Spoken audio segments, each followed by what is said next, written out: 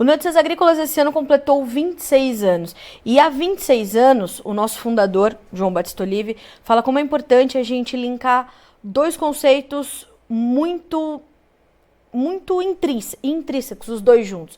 A produção de comida, a produção de alimentos e a produção de paz. Grandes conflitos aconteceram no mundo todo por conta da falta de alimentos. E quando a gente pensa hoje no Brasil, no contexto atual, né? E no contexto geopolítico, econômico, e mais do que isso, no Brasil, enquanto vocação deste país, que é produzir comida, além de fibras e energia, a gente está falando de alimentar o mundo inteiro. E entre uma boa parte dos nossos clientes, principalmente se a gente pensar em proteínas animais, soja, cereais, a gente está olhando para o Oriente Médio, que vive dias de muita apreensão, de angústia, dias difíceis e tristes. E a gente precisa entender quem são aquelas pessoas que estão ali. A gente está falando agora de seres humanos. A gente está falando, sim, de judeus e de muçulmanos, mas nós estamos também falando de Israel e Hamas, estamos falando de Israel e Palestina, mas quem são as pessoas que estão ali? Né? Eu acho que é isso que a gente precisa entender e a gente precisa, na verdade, aprofundar, entender, separar os conceitos e separar os entendimentos. Por isso que o Notícias Agrícolas, com muita honra, recebe nesta quarta-feira o Sheikh Jihad Hamadeh, que é líder muçulmano brasileiro, para nos ajudar a entender tudo isso e entender a importância do Brasil para os muçulmanos e, mais do que isso, entender que momento é esse para os muçulmanos brasileiros também. Não é isso? Sheikh Jihad, muito obrigada pela disponibilidade, por aceitar o nosso convite, pela generosidade de estar conosco. Bom dia para o senhor, seja bem-vindo ao Notícias Agrícolas. Bom dia, Carla. Bom dia ao canal Notícias Agrícolas, a todos os seguidores, espectadores. De fato, como você resumiu muito bem, é um momento de muita apreensão, de muita tristeza para todas as pessoas, independentes se são muçulmanas, judias, cristãs, ateias, budistas.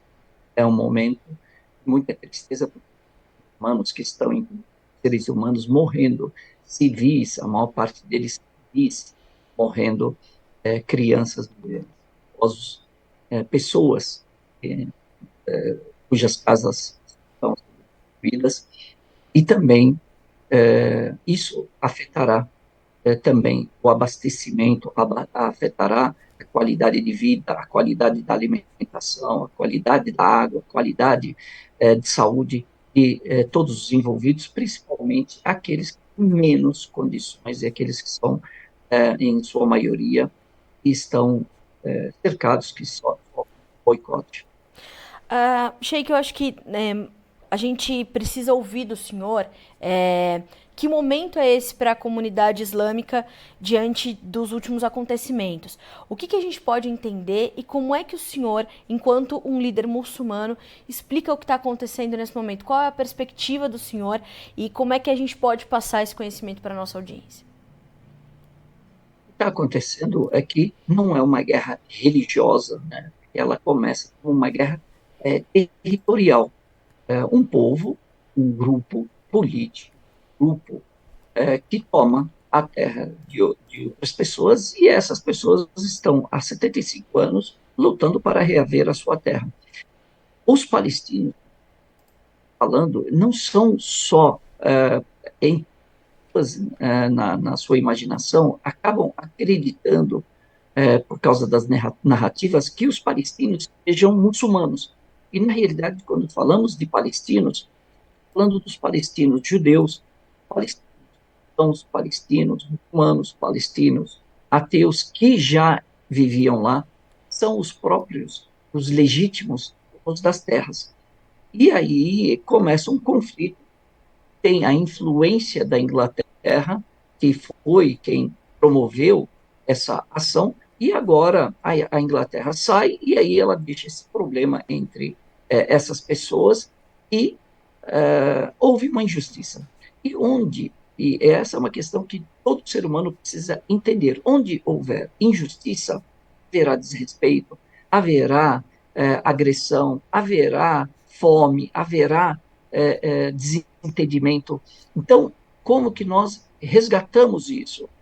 através da justiça. É necessário que o mundo, que os países, principalmente o Brasil, que é um país neutro e é amigo dos dois lados, ele interfira de uma forma neutra também para poder ajudar. Por quê? Porque o Brasil, além de ter influência nos dois lados, nos dois povos, dois lados do conflito, ele também é de extrema importância para esses lados, para aquela região. O Brasil é muito respeitado, tanto que o povo brasileiro é muito querido pelos dois povos. Tem brasileiros morando lá e fazem parte da comunidade judaica, fazem parte da comunidade palestina. E começou esse conflito, e agora o que acontece é que toda colonização ela vai enfrentar retaliação, ela vai enfrentar uma resistência. O povo colonizado, ele em nenhum momento da história o colonizado se manteve quieto e teve suas terras de volta, sua propriedade, seu patrimônio, sua soberania e seu país de volta. Resistir. E essa resistência, ela passa por diversos níveis. E, como não tem um mediador neutro, um mediador que possa influenciar e colocar um acordo de paz que seja justo, seja considerado pelos dois lados, continuamos tendo, porque nós temos que entender também que nisso há consumo de armas, há venda de armas, há produção de armas.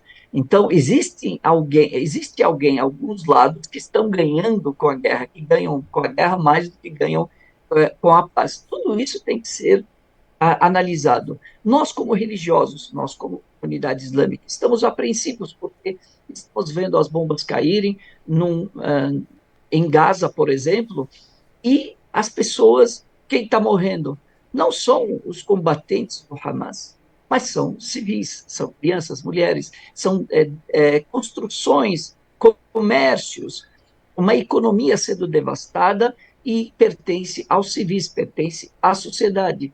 Então, vai faltar comida, vai faltar água, vai faltar eletricidade, já não tem qualidade de vida, era a maior e é a maior prisão aberta do mundo, é a maior concentração de refugiados, o maior assentamento de refugiados do mundo. Então, tudo isso vai influenciar. E onde chega a nós aqui no Brasil? Chega, primeiro, por serem seres humanos. Nossos irmãos são seres humanos que estão morrendo, são civis que estão morrendo. Poderia ser meu filho, poderia ser a minha esposa, poderia ser eu, poderia ser o meu conterrâneo brasileiro, independente da sua religião, da sua nacionalidade.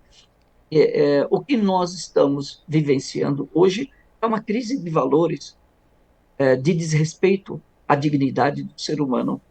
E é necessário que nós voltemos ao nosso equilíbrio para que todos possam viver em paz. E é isso que eu desejo de todas as pessoas: viverem em paz, viverem com seus entes queridos, tendo a liberdade de ir e vir, liberdade ao culto religioso.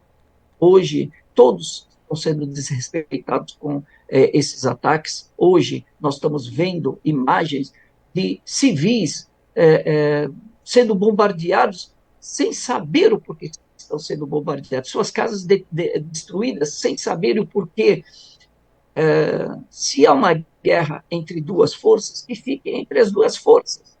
Sim. Por que os civis estão sendo atingidos? Por que os civis é que estão pagando a conta?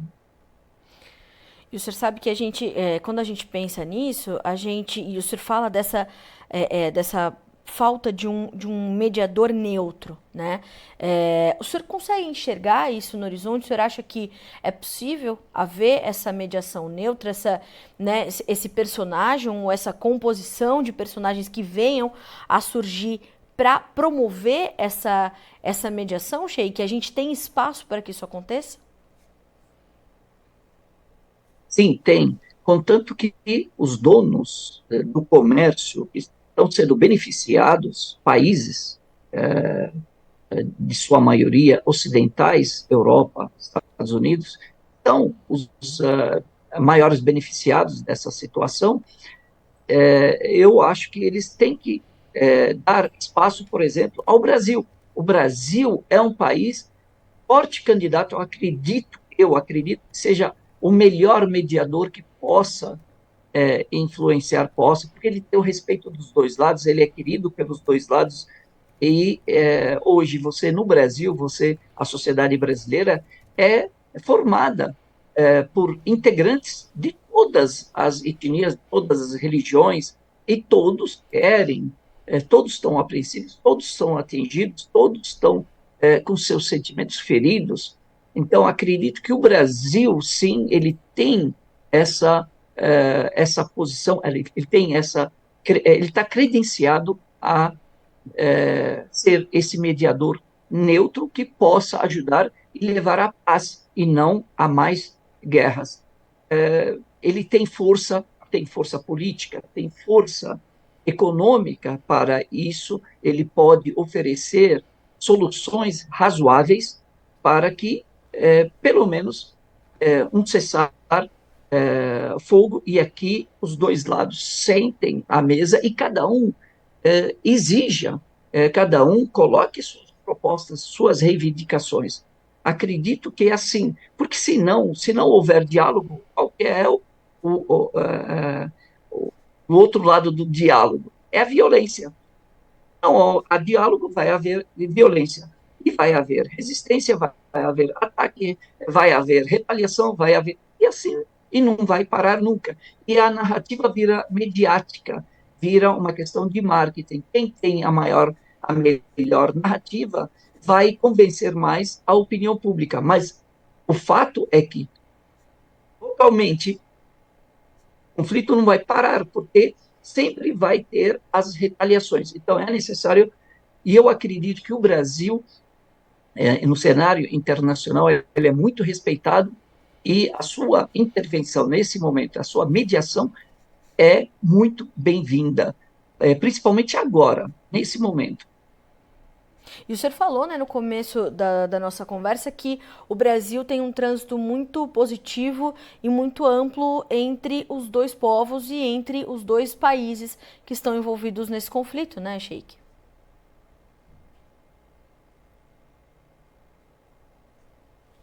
Desculpe, Falhou um pouquinho o áudio? O senhor me ouve?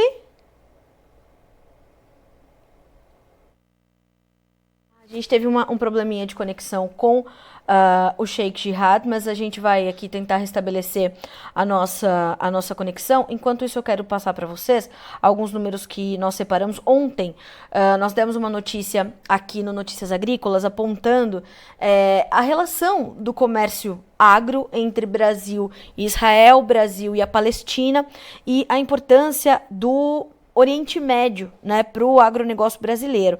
E aqui, inclusive, numa nota do presidente da Frente Parlamentar, Pedro Lupion, ele dizia, né, entre janeiro, primeiro ele cita Israel, o mercado consumidor de Israel é um dos principais destinos do agronegócio brasileiro no Oriente Médio.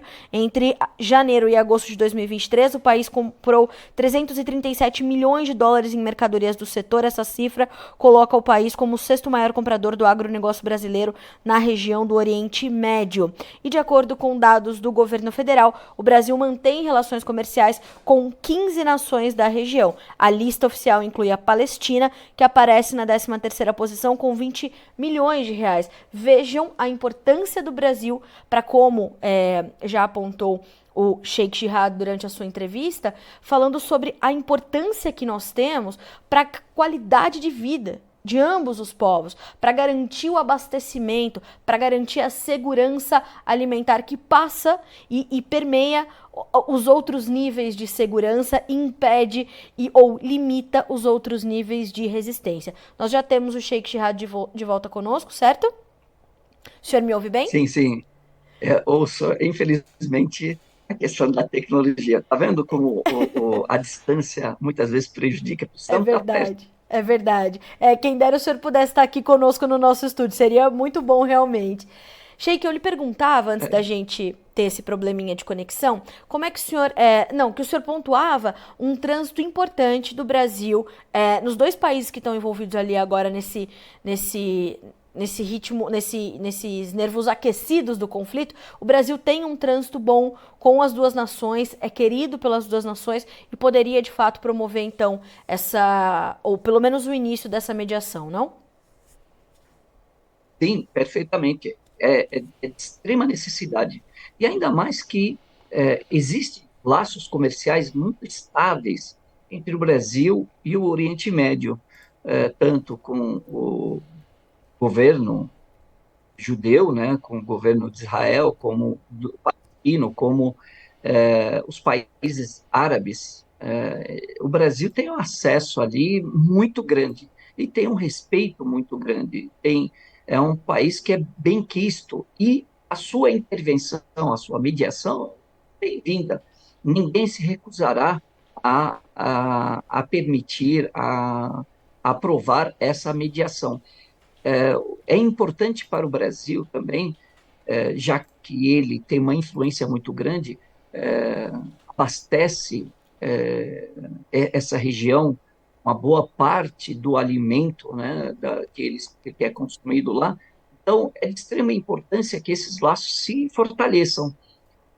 Um país que vende e exporta comida, ele é muito mais, tem mais interesse em preservar a paz e trabalhar para que haja paz lá do que quem produz armas e vende armas para aquela região e quer ser o mediador. Então, o Brasil ele tem todas as credenciais para ser esse mediador e, de fato, haver uma paz duradoura ali. Porque nós sabemos, né, que o Brasil exporta aquela região leva muito benefício para todas as pessoas. E as pessoas querem comer bem, as pessoas querem viver bem, as pessoas querem ter tranquilidade. Elas só vão conseguir consumir, elas só vão conseguir se alimentar bem quando houver estabilidade, houver paz, houver serenidade e as pessoas poderem ir e vir sem serem a sua vida ser ameaçada, seu alimento ser ameaçado, a sua água potável ser ameaçada, a sua qualidade de vida em geral. Sheik, o senhor falava não, mas a gente entende que é importante a gente trazer essa perspectiva também para a comunidade muçulmana, para a comunidade islâmica no Brasil. O senhor, enquanto líder muçulmano no Brasil, como é que tem sido esses últimos dias para a comunidade aqui no Brasil? Quais têm sido os seus principais e maiores desafios nesse momento? A comunidade está apreensiva, está muito triste. Nós temos, por exemplo, só de libaneses, descendentes de libaneses no Brasil, 12 milhões. Isso são dados oficiais da Embaixada e Consulado libaneses. Então, só de libaneses. Agora, fora os palestinos que estão aqui no Brasil, fora os sírios, fora os egípcios, e aí vai. Então, está todo mundo apreensivo, ninguém está contente com o que está acontecendo, e isso já perdura, é que a comunidade ela já enxerga a história como desde o início, a gente não vê só um recorte dela, só esse movimento, só esse momento, não, é um momento de 75 anos, e nós estamos acompanhando as ocorrências, acompanhando isso, então a nossa leitura ela é mais abrangente, é mais global, mais holística. Então, a gente sabe que isso não está acontecendo só hoje, isso aconteceu também no passado, está acontecendo, não aparecia na mídia, só que agora houve um fato inusitado, um fato novo, e mexeu com a emoção de todos, e por isso que está na mídia e está afetando todas as pessoas, mexe com todas as pessoas, mexe com a emoção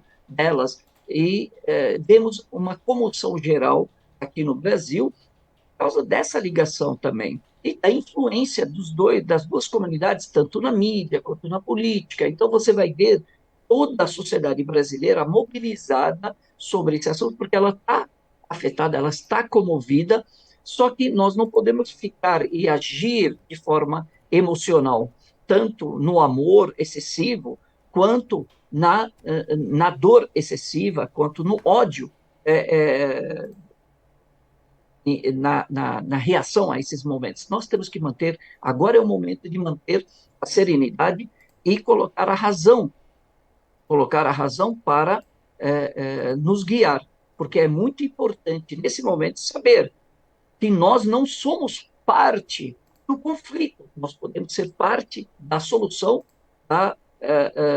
podemos ser parte da solução e do plano de paz para aquela região, para cessar esse conflito. E nós não podemos entrar na emoção, entrar no, como dizem aqui, no olho do furacão. Nós temos que ajudar, agora nós temos que ajudar, e não criar e aumentar mais o conflito e importá-lo para cá. E isso também é muito perigoso, porque isso pode nos afetar a estabilidade da sociedade. É para isso que nós trabalhamos. Nós, como comunidade islâmica, estamos muito serenos, muito apreensivos e muito atentos a essa questão de que nós não podemos usar a mídia para aumentar o problema e importá-lo e trazê-lo para a nossa sociedade. Não, nós temos que ter uma reação assertiva para que a gente possa cessar, porque cessando a paz, todos ganham, todos os lados vão ganhar em momento de paz, em momento de justiça, em momento de respeito, o Brasil ganha, e de todas as formas a gente vai ganhar. Socialmente, a gente vai ganhar na liberdade religiosa, a gente vai ganhar economicamente e tudo se desenvolve, mas é preciso que haja é, é, essa reação assertiva, essa forma de agirmos de forma positiva, assertiva, para que cesse isso. Nós temos que intervir, não para culpar esse ou aquele. A culpa já sabemos, é questão histórica, é só ler a história. Agora nós precisamos primeiro parar com essas agressões mútuas e sentar e tentar ver uma solução. Se não, se a gente ficar se culpar esse e esse, e colocar esse como ocupar esse, a gente não está chegando a lugar nenhum nesse momento. Sheikh Jihad, eu quero lhe agradecer muito pela lucidez com que o senhor traz, a racionalidade com a qual o senhor aborda esse tema. Eu imagino que para o senhor seja extremamente doloroso também acompanhar tudo isso e ter de separar, né, o joio do trigo em 2023, né, porque nós já deveríamos estar com a população mundial dialogando de forma mais racional, né? Nós deveríamos estar num outro momento dos debates e das mediações. Ainda não estamos, mas estamos caminhando para chegar, e homens como o senhor, líderes como o senhor, estão construindo esse caminho, assim como eu tenho observado e acompanhado nesses últimos dias muito de perto líderes judeus fazendo a mesma coisa, aproximando os povos, né, e mostrando a coexistência completa dessas inúmeras crenças, dessa miscigenação importante que a gente tem, e no Brasil principalmente, né, que é um composto, um mosaico imenso de povos e de religiões e de crenças e de entendimentos. Então eu quero muito lhe agradecer mais uma vez pela generosidade de estar conosco, né, e de trazer e compartilhar mais conhecimento com a nossa audiência. É assim que a gente evolui. Eu agradeço muito e mais uma vez as portas do Notícias Agrícolas estão sempre abertas para o senhor, para a comunidade islâmica do Brasil. Fiquem à vontade, o que precisar da gente, estamos aqui do lado de cá, ajudando na promoção da paz. Obrigada. Muito obrigado, Deus abençoe, e que tenham muito sucesso também, porque nós precisamos desses canais. Esses canais da mídia, dos canais de informação, que merecem um respeito e merecem, de fato, serem seguidos e serem ouvidos, porque ouvem da fonte e levam aquilo que beneficia. Estão de parabéns. Muito obrigada. Sheikh Jihad, sempre bem-vindo ao Notícias Agrícolas. Bom dia para o senhor, bom trabalho e até a próxima. Bom dia, Deus abençoe a todos. Amém. Pois é, senhoras e senhores, por que nós estamos iniciando essa série de entrevistas? Eu tô vendo aqui o comentário da Ana Cláudia Nascimento. Ela disse o seguinte, né? Obrigada, Carla Mendes e Sheikh Jihad. Os cristãos do Brasil se solidarizam com os israelenses e palestinos e eu, enquanto cristã, compartilho do sentimento da Ana Cláudia. E ela diz assim, não aceitamos matar civis inocentes e não toleramos terrorismo. É isso. Nós não toleramos mesmo. Agora, o que a gente precisa entender, o Hamas não representa a totalidade do povo palestino.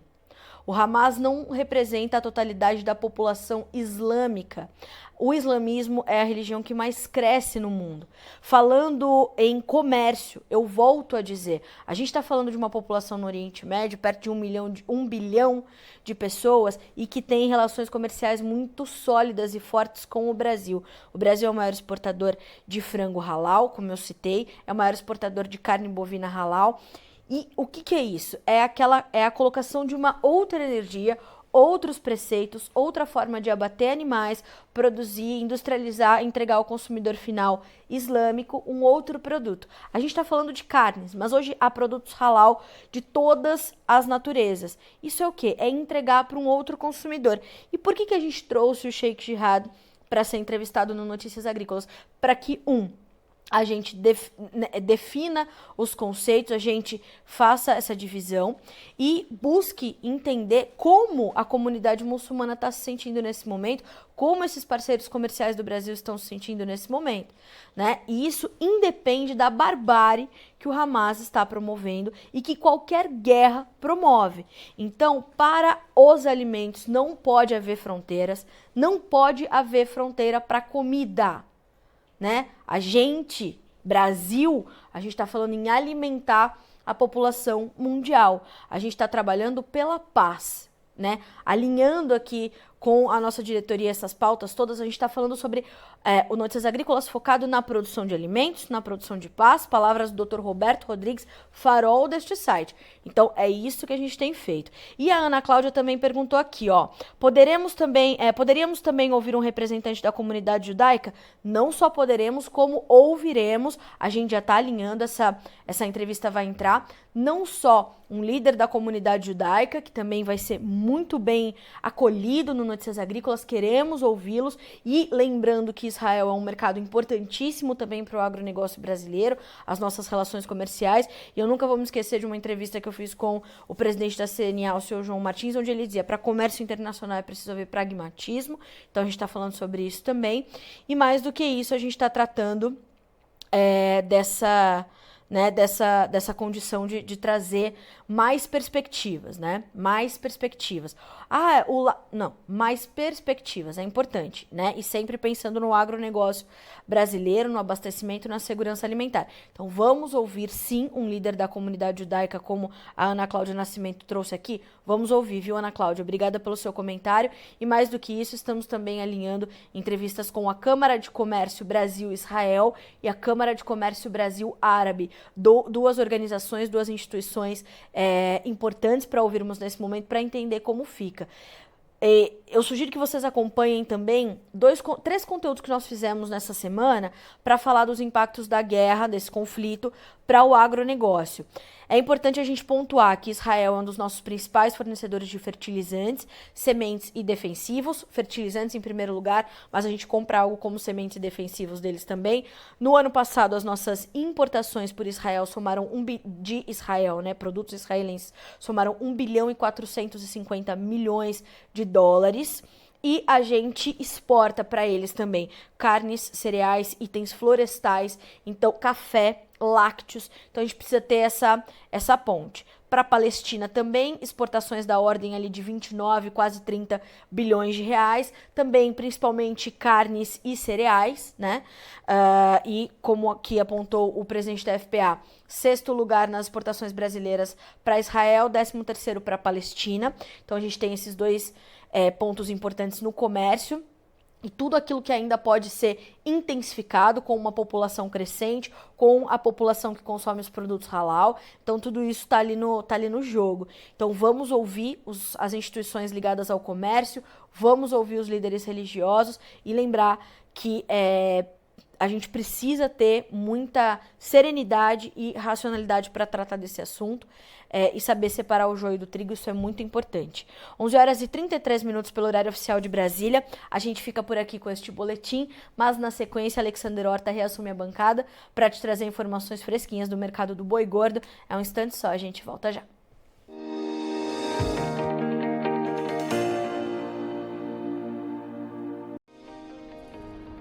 Se inscreva em nossas mídias sociais no Facebook Notícias Agrícolas, no Instagram @Notícias Agrícolas e no nosso Twitter @Notiagre. E para não perder nenhum vídeo, não se esqueça de nos acompanhar no YouTube e na Twitch, Notícias Agrícolas Oficial.